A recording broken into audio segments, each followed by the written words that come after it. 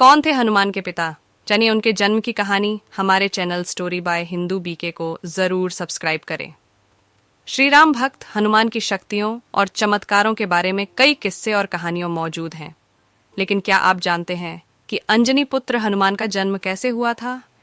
इसे लेकर भी कई अलग अलग तरह की मान्यताएं हैं। आइए हनुमान जयंती के इस शुभ अवसर पर आपको पवन पुत्र के जन्म को लेकर स्थापित कुछ ऐसी ही मान्यताओं के बारे में बताते हैं। हनुमान का जन्म एक वानर के रूप में हुआ था। इनकी मां अंजनी एक अप्सरा थीं, जिन्होंने एक श्राप की वजह से पृथ्वी पर वानर के रूप में जन्म लिया था। हालांकि उन्हें ये वरदान भी था कि एक पुत्र को जन्म देने के बाद वह इस श्राप से मुक्त हो जाएंगी। वाल्मीकि की रामायण के मुताबिक हनुमान के पिता केसरी बृहस्पति पुत्र थे, जो स्वयं राम की सेना के साथ मिलकर रावण के खिलाफ लड़े थे। अंजना और केसरी ने पुत्र प्राप्ति के लिए भगवान शिव की उपासना की थी।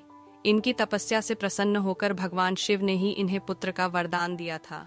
एक अन्य कहानी के अनुसार हनुमान भी शिव के एक अवतार ही थे।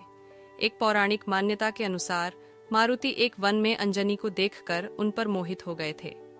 अंजनी गर्भवती हो गईं और इस तरह पवन पुत्र हनुमान का जन्म हुआ।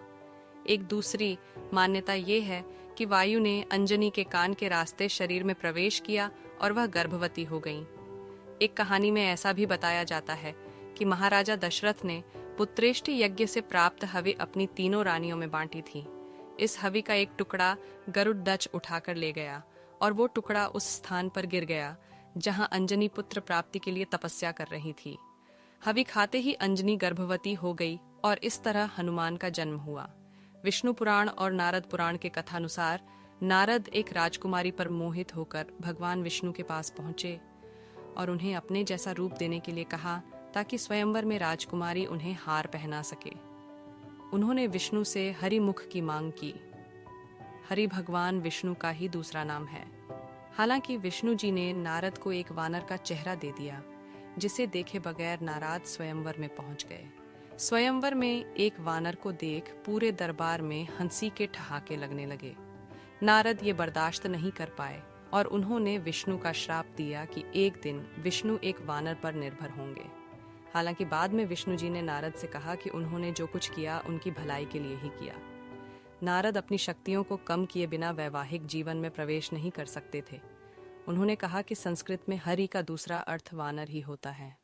ये जानने के बाद नारद अपना श्राप वापस लेना चाहते थे, लेकिन विष्णु ने कहा कि उनका यही श्राप एक दिन वरदान बन जाएगा। कालांतर में हनुमान का जन्म होगा, जो भगवान शिव का ही एक रूप होंगे और उनकी सहायता लेकर प्रभु श्री राम रावण का वध करेंगे। तंत्र मंत्र में हनुमान की पूजा एक शिर, पंचशिर और एकादश शिर, संकट मोचन, सर्वहितरत और रिद्धि सिद्धि के दाता के रूप में होती है। आनंद रामायण के अनुसार हनुमान जी की गिनती 8 अमर देवों में होती है। अन्य 7 हैं अश्वत्थामा, बलि, व्यास, विभीषण।